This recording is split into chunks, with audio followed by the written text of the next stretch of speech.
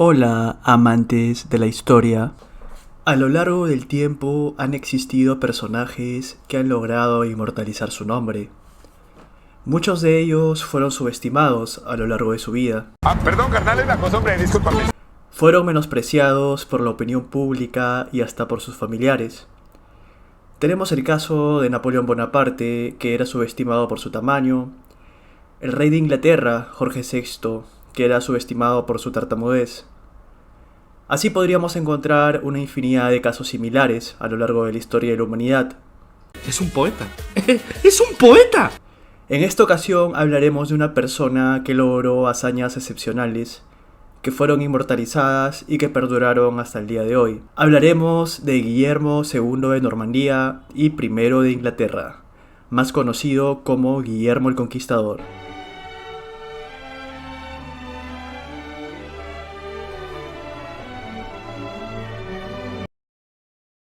Guillermo era el hijo bastardo de Roberto I de Normandía, el Diablo. Se le conocía así porque muchos creían que había matado a su hermano mayor para llegar al ducado, dado que su hermano mayor era el legítimo heredero. ¿A qué costo? Todo lo perdí. La madre de Guillermo fue Arlette de Fils, que se dice pertenecía a la servidumbre del castillo. Su condición de bastardo afectó mucho su niñez, dado que esto creó en Guillermo un hambre de reconocimiento, y así poder callar la boca de todos sus retractores. Se dice que en 1034, y pese a las recomendaciones de sus consejeros, el padre de Guillermo, Roberto I, emprendió un viaje de peregrinación a Jerusalén, algo que era muy común en la realeza y nobleza de la época. Pero también era muy peligroso, por lo duradero y peligroso del viaje.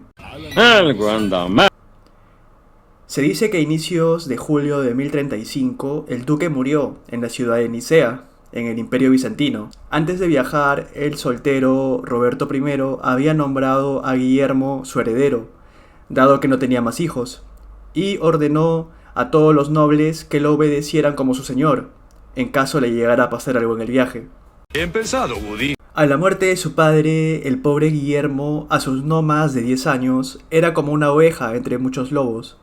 Se dice que los nobles de Roberto asesinaron uno a uno a los partidarios de Guillermo, así como a sus empleados más leales. Se dice que Guillermo vio con sus propios ojos cómo asesinaban a su tutor, en un intento fallido de secuestro. Ese día algo cambió dentro del Otso. Se dice que constantemente tenía que cambiar de castillos durante la noche, por su seguridad. Pero pese a todo, Guillermo logró sobrevivir. A los 15 años fue nombrado caballero por el rey Enrique I de Francia. Yo soy un hombre. Ayudándolo en la lucha contra sus enemigos. Fue así cuando un joven Guillermo aprendió sobre el arte de la guerra, sobre las tácticas militares y sobre cómo comandar un ejército. Pero por sobre todo despertó en él una sed de conquista. Y yo aquí perdiendo el tiempo. Guillermo siempre estaba en peligro, sobre todo por su gente más cercana, por lo que tuvo que convertirse en un general muy energético que no perdonaba deslealtad ni desobediencia. ¿Eres cruel? Pasaron años de guerra contra sus opositores, para que al fin tuviera el control sobre todas sus tierras. Sus grandes habilidades en la guerra, así como la crueldad que mostraba con sus enemigos, bastaron para ganarse la lealtad de sus nobles. Entonces decidió que era tiempo de expandir sus posesiones, al otro lado del mar, a Inglaterra, que en ese momento era uno de los países más ricos de Europa, así como uno de los más estables, y que se decía tenía el mejor tipo de gobierno de la época. Así sí da gana de robar, pe. En ese entonces, el rey de Inglaterra era Eduardo el Confesor, que era primo lejano de Guillermo, y que había pasado mucho tiempo con él durante su estadía en Normandía. Guillermo afirmaba que el rey Eduardo lo había nombrado sucesor, para que el trono no cayera en las manos de su enemigo, Godwin de Wessex. Te lo agradezco, Peter. Eres la única familia que tengo. Sin embargo, el hijo de Godwin, Harald Godwinson, se había convertido en un fiel aliado del rey Eduardo, traicionando a su padre, y lo ayudó a vencer uno a uno a sus enemigos, ganándose el favor del rey y de la cúpula militar de Inglaterra. Jugada maravillosa. Se dice que Harald había jurado lealtad a Guillermo, sobre una reliquia sagrada durante un viaje que realizó a Francia.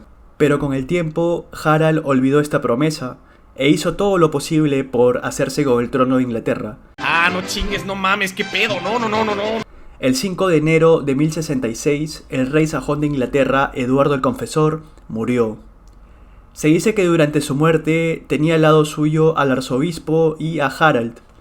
El moribundo rey tocó la mano de Harald y esto fue interpretado como señal de que lo estaba nombrando sucesor. Así que de inmediato Harald hizo que el Consejo de Gobierno de Inglaterra lo nombrara rey. ¿Dónde está tu honor, basura? ¡Eres una completa vergüenza! Como se imaginarán, esto solo podía significar una cosa: guerra.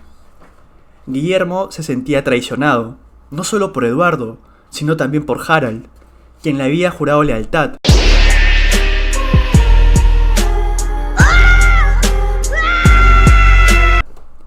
Guillermo era en ese entonces el hombre más poderoso del reino de Francia, y él lo sabía, así que mandó convocar una reunión con los grandes nobles normandos y exponerle su plan de conquista. ¡Es mi venganza, Spanky! Se dice que luego acudió el Papa y logró obtener su bendición para la conquista. Así su campaña se ganó el rango de cruzada. De esta manera los nobles que se habían opuesto a ir a la guerra no podían negarse, porque era una guerra santa.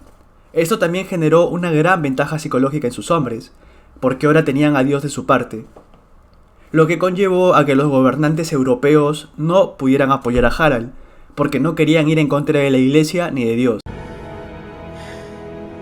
Es bellísimo. Así daba lugar la guerra entre los dos comandantes más temidos de Europa. Ambos contaban con ejércitos equipados y armados de una forma muy similar.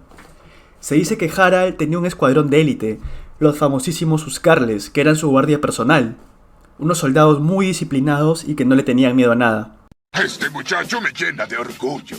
Pero justo antes de la llegada de Guillermo y los normandos, sucedió algo crucial que complicó al rey Harald de Inglaterra y lo obligó a pelear en dos frentes.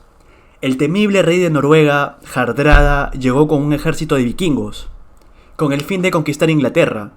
Los vikingos se asentaron en Stamford Bridge, pero no contaron con la velocidad del rey inglés, que en 5 días llegó y agarró desprevenido a los noruegos, que fueron rápidamente derrotados. ¡Ay, qué miedo! ¡Yo me voy! El 28 de septiembre, Guillermo junto a 8000 normandos desembarcaron en Pensy.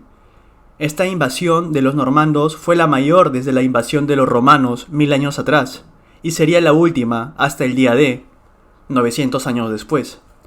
Al desembarcar, Guillermo no encontró oposición alguna. ¡Perfecto! Rápidamente desembarcaron todo. Harald, al enterarse de la llegada de Guillermo, marchó rápidamente a Londres junto con su debilitado ejército. Al amanecer del sábado 14 de octubre de 1066, ondeando la bandera papal, Guillermo junto a 8000 normandos en la batalla de Hastings derrotó al ejército sajón del rey inglés, Harald. ¿Qué jugada fue esa? El ejército inglés había usado una estrategia de guerra antigua, con muros de escudos al estilo vikingo, mientras que los normandos usaron una estrategia más moderna, con caballería pesada. El muro de escudos aguantó por varias horas, pero poco pudieron hacer contra el ataque de la caballería, que acababa rompiendo el muro y acabó con el ejército inglés. Charles, el mundo no es el mismo de antes. Se dice que una flecha hirió al rey inglés en el ojo, causándole la muerte minutos después. Estás bien pendejo. Bien pendejo. Al ganar la batalla y con el rey inglés muerto, Guillermo esperaba la rendición de toda Inglaterra. Pero esto no pasó. Así que marchó con todo su ejército a Londres, destruyendo todo a su paso. Simpson, usted es diabólico. Para cuando Guillermo llegó a Londres, los nobles rindieron la ciudad, asustados por la tremenda destrucción que Guillermo había causado durante su camino a Londres. El día de Navidad de 1066, Guillermo fue coronado rey de Inglaterra. Fue coronado como Guillermo I de Inglaterra, en la abadía de Westminster.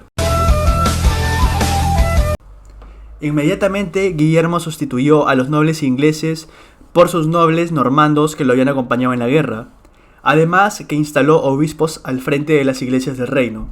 ¿Valió la pena? Ha valido cada maldito segundo. Para controlar a la población sajona, construyó un sinnúmero de fortalezas y abadías a lo largo de Inglaterra. Se dice que un castillo cada 24 kilómetros. Las abadías fueron construidas al estilo normando, para demostrar que habían sido conquistados por los elegidos de Dios. Si no, miren estas grandiosas iglesias, decía. A día de hoy sigue con traumas. Esto servía para demostrar que la conquista de la Inglaterra sajona había sido ordenada por Dios. No puedo argumentar nada ante esa lógica. Aún así, Guillermo tuvo que sofocar un sinnúmero de rebeliones inglesas. Ninguna tuvo éxito. Finalmente, Guillermo murió al caerse de un caballo, luego de una lenta agonía. Todo terminó, señores. No tenemos escapatoria. Guillermo dividió su reino entre sus hijos. Dejó Normandía a su hijo Roberto y Gran Bretaña a su hijo Guillermo III. Y su hijo menor Enrique únicamente recibió riquezas. Y concluye la historia del hombre que logró lo que otros líderes militares como Felipe II de España, Napoleón Bonaparte o Hitler no pudieron realizar: invadir Inglaterra, gobernarla e inclusive imponer sus leyes a los británicos. Así los tiene. 2 huevos así de grandes que tiene. Sin imaginar que esta conquista, 3 siglos después, provocaría la tremenda carnicería que sería la Guerra de los 100 años. Un alma por un alma. Pero de eso hablaremos en otro video. Muchas gracias. Si les gustó, dejen su like y suscríbanse. Me ayudarían un montón a seguir subiendo contenido de este tipo. Saludos, amantes de la historia.